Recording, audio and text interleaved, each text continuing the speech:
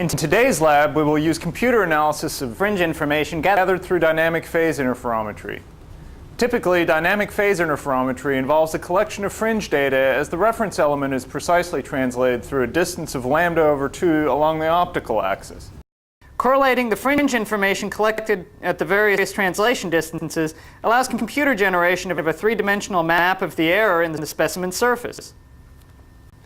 The GPIXP system is of the previously described Fizeau design in a vertical orientation.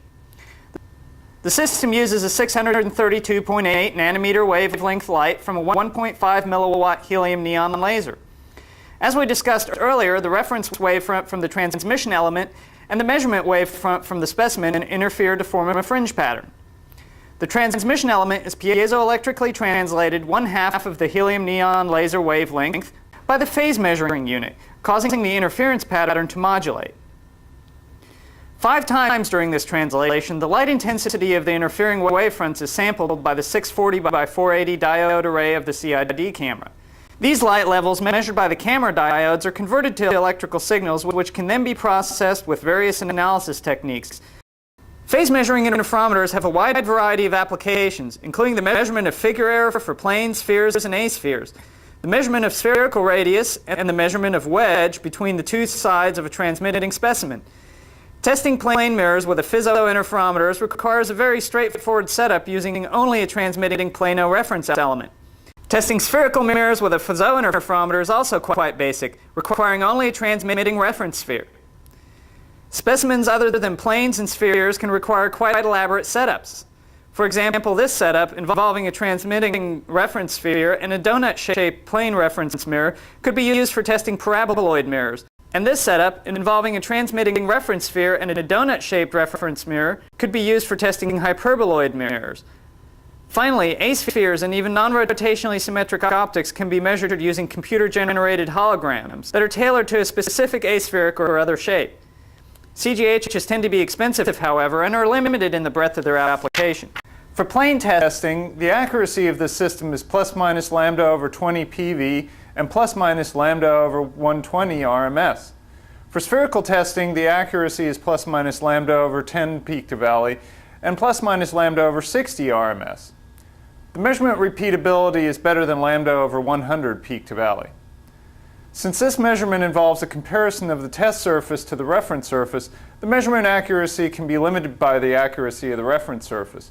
The difference in accuracy for planes and spheres is due to the accuracy of the transmission elements. Accuracies for planes are better than those for spheres. Given a minimum of 480 pixels across the system's 152 millimeter aperture, the spatial resolution of the system is approximately 0.3 millimeters. With the system's 6x zoom, the spatial resolution is improved to approximately 0.05 millimeters. From these numbers, it is clear that these measurements are indeed figure measurements. With interferometry, an increase in surface deviation results in an increase in the number of fringes formed. The interpretation of this fringe information relies on the light sampling performed by the camera's diode array. In single wavelength interferometry, the camera diodes must resolve the individual fringes, thereby limiting operation to fringe densities less than or equal to 1 fringe per adjacent diode pair. The beam aperture is 152 millimeters, or 6 inches. This means that a 6-inch diameter circle of a planar surface can be measured at a time. The measurement area for spherical testing is determined by the F numbers of the reference element and specimen. For a reference sphere, this F number is the ratio of the focal length to the aperture size. For a test specimen, it is the ratio of the radius of curvature to the diameter. For example, on a concave spherical specimen with a 10-inch radius of curvature, this system's 3.3 F number reference element would provide a 3-inch diameter measurement circle. The GPI system consists of the following components: the mainframe, the Pentium PC, the keyboard and mouse, the color monitor, the fringe monitor, the vertical jog pendant, and remote operator control box. The phase measuring receptacle on the mainframe can accommodate various reference elements. The elements included in this system are a 6-inch transmission flat, a 4-inch transmission flat, f5.2, f3.3, f1.1, and f0.65 transmission spheres, and a 4-inch adapter. The sample stage allows adjustment of tip and tilt, as well as translation in the X, Y, and Z directions. A motorized vertical jog unit allows rapid adjustment of the sample over large vertical distances, as well as a fine positioning for minimizing fringes in spherical measurements. Before powering up the system, this safety issue should be considered. Never look into the laser beam or stare at the beam's reflection. Protect your eyes from potential damage. While this laser beam is not harmful to skin, it can damage eyes. The only light emitted is visible red light. Care should always be used when operating with this instrument. It is a good practice to allow a short warm-up period of 20 to 30 minutes. Before a measurement can be made, the proper transmission element must be installed and aligned in the main frame accessory receptacle. For a flat specimen, use the planar wavefront element. For a spherical specimen, use a spherical wavefront element. After selecting the proper transmission element, locate the element so that its 2 mounting pins can slide into the 2 slots in the accessory receptacle. Gently slide the element straight into the slots, then rotate the element clockwise until it clicks in place. Slightly tighten the thumb screw to secure the element. Always use care when handling these extremely fragile and expensive optical elements. Avoid touching the optical surfaces of the elements. The surface of the reference element must now be aligned normal to the laser path. To do so, the spot of light reflecting back from the transmission element is centered on a pair of alignment crosshairs. To ensure that the bright spot reflecting back from the transmission element is the only spot viewed, place a dark, non-specular surface in the beam path. To bring the alignment crosshairs into view, locate the remote operator control box and press the Align View switch. A pair of crosshairs and a single bright spot will appear on the fringe monitor. Adjust the tip and tilt knobs on the receptacle to bring the spot into the intersection of the crosshairs. The spot will essentially disappear behind the crosshairs. For the accessory receptacle, rotating the top knob counterclockwise moves the spot up, and clockwise rotation moves the spot down. Rotating the bottom knob counterclockwise moves the spot to the right, and counterclockwise moves the spot to the left. Next, the part to be measured must be aligned on the specimen stage. Specimens can be entered in the viewing aperture by using the tip and tilt knobs and the crossfeed translation knobs on the specimen receptacle. When measuring a convex spherical surface, position the sample at a distance of 1 radius inside the transmission element's focal length. When measuring a concave spherical surface, position the sample at a distance of 1 radius outside the transmission element's focal length. Since a planar wavefront requires no special positioning of the specimen along the axis of the beam, i.e. focusing, always minimize the distance between the transmission element and the specimen to reduce the effects of air path fluctuation. When the specimen is reasonably aligned, a single bright spot will appear on the crosshairs on the monitor. Adjust the tip and tilt knobs on the sample stage to bring a flat specimen's reflected spot to the intersection of the crosshairs. Depending on the quality of the part, the spot may or may not completely disappear. For a spherical part, adjust the translation knobs to align the bright spot with the crosshairs and fine-tune the distance between the sample and the reference optic to attain the best results for the spot. Once the initial alignment steps have been completed, press the Align View switch on the remote operator control box. A fringe pattern of some sort will appear on the monitor. Adjust the focus until the fringes are clear and well defined. If necessary, adjust the zoom option to get the desired magnification. Before making a measurement, the fringe pattern should be spread or fluffed out. For a plano specimen, use the tip and tilt knobs to spread the fringes out. Depending on the error in the specimen's surface, the fringes should become reasonably straight, parallel lines.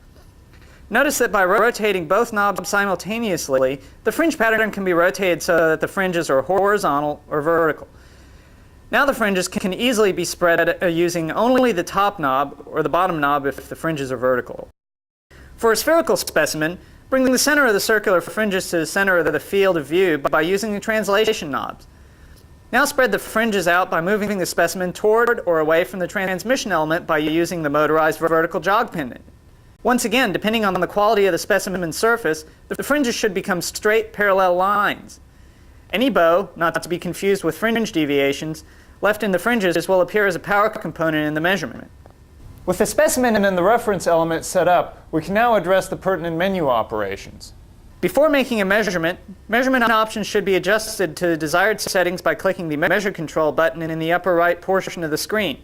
Here, resolution of the camera can be adjusted. The default is 320 by 240, as can several other system settings, such as a fringe spacing conversion factor. Part description and serial number entry are optional entries provided for easy record keeping.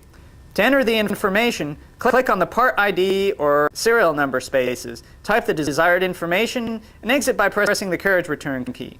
All of the actions taken in the Measure Control window must be taken before a measurement is made. When done, close the Measure Control window. Quite often in spherical measurements, it is desirable to remove the power or defocus from the measured values. This is a filtering function that can be adjusted in the Analysis Control window. To adjust the analysis controls, click on the Analysis Control button. Options here include removing tilt, power, coma, astigmatism, and others.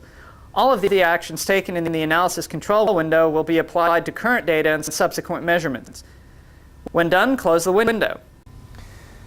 The final step before taking a measurement should be to perform a horizontal calibration. This must be done whenever the zoom setting or the camera resolution are changed. Place an object of known dimension in the beam path in the view mode. An outline of the object should be visible in the fringe monitor against the backdrop of the interference pattern. Click on the Calibrate button to open the calibration window. Now drag a line across the object in the window using the mouse and release. You'll be prompted to enter the object's dimensions in millimeters. Press Return when you're finished and close the window. While the calibration step is not necessary for performing a measurement, any operation such as tool centering that uses horizontal dimensions requires it. To initiate data collection and the subsequent analysis, either click on the Measure button on the screen or press Measure button on the remote control and wait for the results to be displayed. Do not touch the optical table or the interferometer setup while data is being acquired. Once the data has been acquired, the processor will compute the surface's peak to valley and RMS values, as well as any values from selected processing options such as power. These values can be expressed in terms of helium neon laser light wavelength of 632.8 nanometers, metric, or standard units. Note that the screen presents an isometric view, a color contour view, as well as a profile across the contour. Where this profile crosses the measurement can be adjusted by moving the line across the contour with the mouse.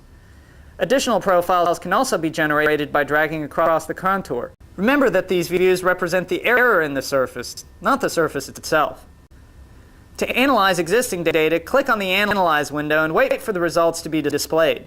The procedure is simply a recalculation of the existing data. For example, you could compare the PV values for calculations with power removed and without power removed.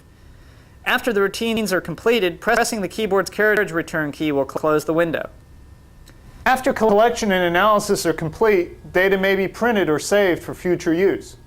To print data, simply click on the Zygo icon in the upper left-hand corner of the window to be printed. The results can be sent to the attached printer or written to a graphics file in the next window that appears. Data can be saved by selecting the Save Data button on the screen and saving in an appropriate directory. An interesting application of stationary phase measurement is in the area of diamond turning. In diamond turning spheres or A-spheres, it is essential that the tooltip be zeroed with the axis of rotation of the workpiece. If the tool is not properly centered in the horizontal or X direction, distorted but predictable shapes result. For example, if the tool X center is shifted past the center line, a convex sphere would result, similar to that shown here. When the centering error is gross, the situation can easily be interpreted.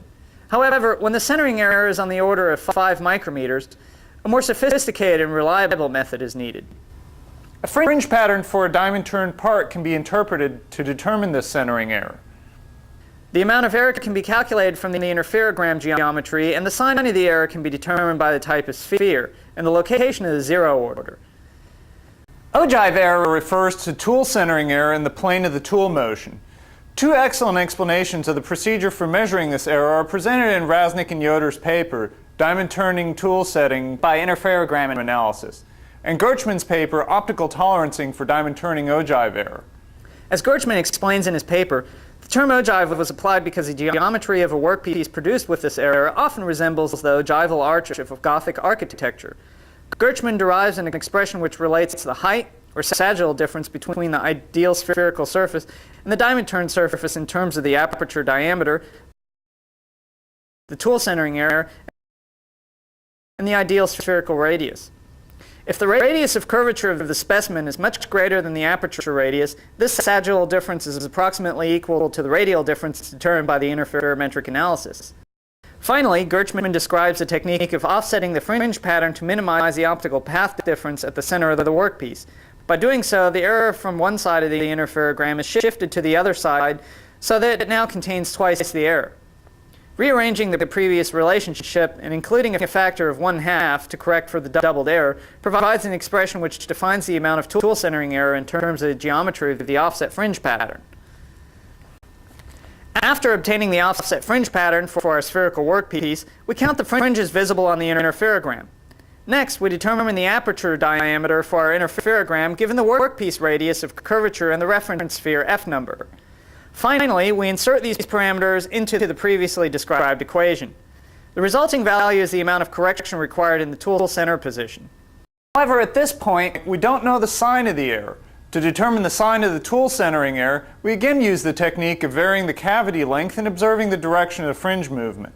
If the workpiece is a concave sphere, fringe movement away from the center when the cavity length is decreased indicates that the tool is stopping short of the rotational center line. Fringe movement toward the center when the cavity length is decreased indicates that the tool is continuing past the rotational center line. If the workpiece is a convex sphere, fringe movement away from the center when the cavity length is decreased indicates that the workpiece is high in the center caused by the tools continuing past the rotational center line. Fringe movement toward the center when the cavity length is decreased indicates that the workpiece is low in the center caused by the tool stopping short of the rotational center line. With the knowledge of the magnitude and sign of the tool centering error, the tool center position can be reprogrammed. Fortunately, advanced software has vastly simplified the tool centering process, though a thorough understanding of the fundamentals is still important. After obtaining a surface measurement of the spherical workpiece with horizontal calibration performed and the spherical component removed, the nominal radius of curvature of the surface is entered. This is done by clicking the right mouse button in a blank field on the screen and selecting New Control, Nominal Rad Curve. Enter the radius in the newly created field and press Return. Now click the right mouse button again and select New Result, Tool Offset. The calculated tool offset now appears in the new field.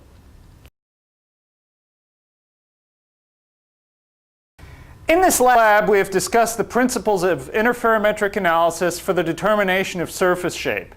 We have discussed manual interferogram interpretation as well as automatic dynamic phase interferometers.